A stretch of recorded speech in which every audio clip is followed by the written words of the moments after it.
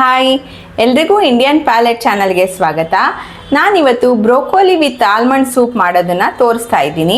ಅದಕ್ಕೆ ಏನೇನು ಬೇಕು ಅಂತ ಒಮ್ಮೆ ನೋಡೋಣ. ಬ್ರೋಕೋಲಿ, ಬಾದಾಮಿ. ನಾನು ಬಾದಾಮಿನ ಆಲ್ರೆಡಿ 1 ಗಂಟೆ ಮುಂಚೆನೇ ನೆನೆಸಿಟ್ಕೊಂಡಿದ್ದೆ. ಈರುಳ್ಳಿ, ಬೆಳ್ಳುಳ್ಳಿ, ಬೆಣ್ಣೆ, ಪೆಪ್ಪರ್ ಪೌಡರು, ಉಪ್ಪು, ಹಾಗೆ ನೀರು ಬೇಕು. ಮೊದಲಿಗೆ ನಾನು ಈ ಬಾಣಲೆಯಲ್ಲಿ ಸ್ವಲ್ಪ ನೀರು ಹಾಕ್ಕೊಳ್ತೀನಿ. ಇದು ಬಾಯ್ಲ್ ಆಗ್ತಾ ಇರೋ ಹಾಗೆ ನಾನು ಒಂದು ಸ್ವಲ್ಪ ಉಪ್ಪು ಹಾಗೆ ಅರಿಶಿನ ಹಾಕ್ಕೊಂಡು ಬ್ರೋಕೋಲಿನ ನಾನು ಬಿಡಿಸಿಟ್ಕೊಂಡಿದ್ದೀನಿ. ಅದನ್ನು ಈ ನೀರಿಗೆ ಹಾಕಿ ಒಂದು 5 ನಿಮಿಷ ಕುದಿಸ್ತೀನಿ. ಇವಾಗ ನೀರು ಬಾಯ್ಲ್ ಆಗ್ತಿದೆ. ನಾನು 1 ಟೀ ಸ್ಪೂನಷ್ಟು ಉಪ್ಪು ಹಾಕ್ಕೊಂಡಿದ್ದೀನಿ. ಹಾಗೆಯೇ ಒಂದು ಚಿಟಿಕೆ ಅಷ್ಟು ಅರಿಶಿನ ಹಾಕ್ಕೊಂಡು ನಾನು ಬ್ರೋಕೋಲಿನ ಬಿಡಿಸಿಟ್ಕೊಂಡಿದ್ನಲ್ಲ ಅದನ್ನು ಇದಕ್ಕೆ ಹಾಕ್ಕೊಂಡ್ಬಿಡ್ತೀನಿ. ಈ ಬ್ರೋಕೋಲಿಲಿ ಒಂದೊಂದು ಸಲ ಹುಳಗಳಿರುತ್ತೆ, ಅದಕ್ಕೋಸ್ಕರ ಈ ಥರ ಮಾಡೋದ್ರಿಂದ ಏನಾದರೂ ಅಕಸ್ಮಾತ್ ಹುಳ ಇದ್ದರೂ ಕೂಡ ಹೋಗಿಬಿಡತ್ತೆ. ನಾನೀಗ ಸ್ಟವ್ ಆಫ್ ಮಾಡಿದ್ದೀನಿ. ನಾನಿವಾಗ ಬ್ರೋಕೋಲಿನೆಲ್ಲ ಈ ನೀರಿಂದ ತೆಗಿತಾ ಇದ್ದೀನಿ. ನೋಡಿ, ತುಂಬ ಸಾಫ್ಟ್ ಇರುತ್ತೆ ಬ್ರೋಕೋಲಿ, ಬೇಗ ಬೆಂದು ಹೋಗಿರುತ್ತೆ. ಇವಾಗ ಆಲ್ರೆಡಿ ನಾನು ಒಂದು 5 ನಿಮಿಷ ನೀರಲ್ಲಿ ಕುದಿಸ್ಬಿಟ್ಟಿದ್ದೀನಿ. ಈಗ ನಾನು ಮೊದಲಿಗೆ ಸ್ವಲ್ಪ ಬೆಣ್ಣೆ ಹಾಕ್ಕೋತಾ ಇದ್ದೀನಿ. ಬೆಣ್ಣೆ ಜೊತೆಗೆ 1-2 ಹನಿಯಷ್ಟು ನಾನು ಎಣ್ಣೆ ಹಾಕೋತೀನಿ, ಇಲ್ಲಾಂದರೆ ಬೆಣ್ಣೆ ಕಪ್ಪಾಗಿ ಹೋಗುತ್ತೆ, ಅದಕ್ಕೋಸ್ಕರ ಅಷ್ಟೇ.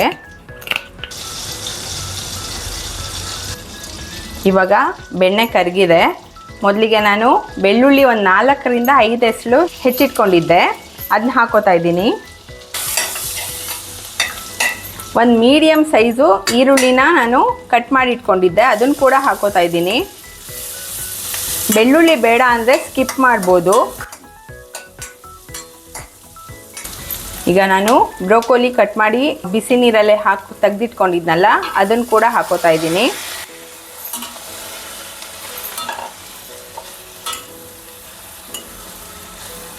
ಇವಾಗ ನಾನು ಬಾದಾಮಿನ ನೆನೆಸಿಟ್ಟಿರೋದನ್ನ ಸಿಪ್ಪೆ ತೆಗೆದಿಟ್ಕೊಂಡಿದ್ದೆ, ಇದನ್ನು ಕೂಡ ಹಾಕೋತಾ ಇದ್ದೀನಿ. ಒಂದು 10ರಿಂದ 12 ಬಾದಾಮಿ ಇದೆ.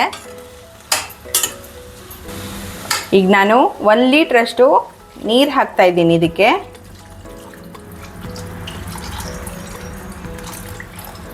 ಹಾಕಿ ಒಂದು 5 ನಿಮಿಷ ಮುಚ್ಚಿಟ್ಬಿಡ್ತೀನಿ, ಬೇಯಬೇಕಿದೆಲ್ಲ.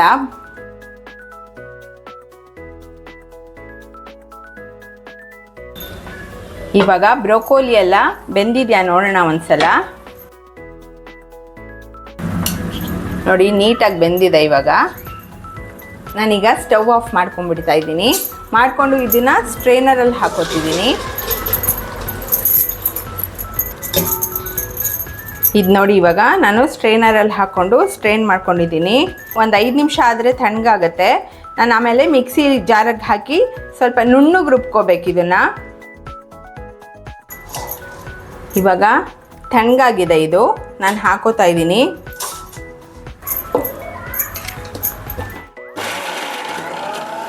ಇವಾಗ ನಾನು ಬೆಂದಿತ್ತಲ್ಲ ಅದು ನೀರನ್ನ ಶೋಧಿಸಿಟ್ಕೊಂಡಿದ್ದೆ, ನಾನು ಅದನ್ನು ಸ್ವಲ್ಪ ಹಾಕ್ಕೊಂಡು ನಾನು ಗ್ರೈಂಡ್ ಮಾಡ್ಕೋತೀನಿ.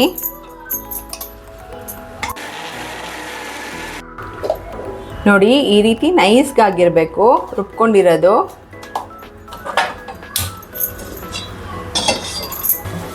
ಈಗ ರುಬ್ಬಿಟ್ಕೊಂಡಿದ್ನಲ್ಲ ಇದನ್ನೇ ಇವಾಗ ಈ ಬಾಣಲಿಗೆ ಮತ್ತೆ ನಾನು ಹಾಕೋತಾ ಇದ್ದೀನಿ.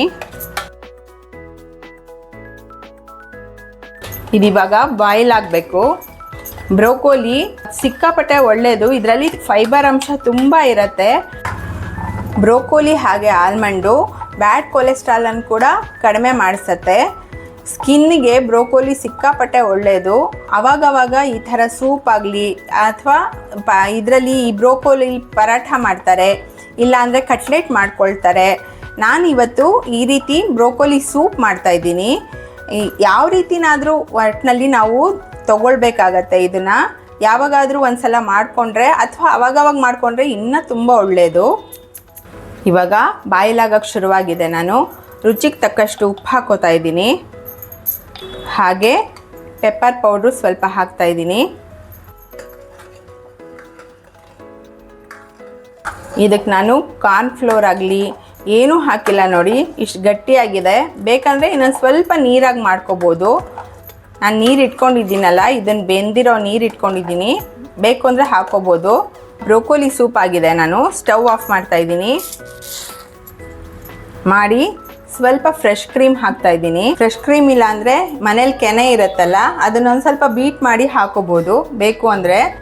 ನೋಡಿ, ಈ ರೀತಿ ನಾನು ಇವತ್ತು ಬ್ರೋಕೋಲಿ ಸೂಪ್ ಮಾಡಿದ್ದೀನಿ. ನೀವು ಒಮ್ಮೆ ಮನೇಲಿ ಮಾಡಿ ನೋಡಿ, ಹೇಗೆ ಬಂತು ಅಂತ ನನಗೆ ಕಮೆಂಟ್ ಮೂಲಕ ತಿಳಿಸೋದನ್ನು ಪ್ಲೀಸ್ ಮರಿಬೇಡಿ.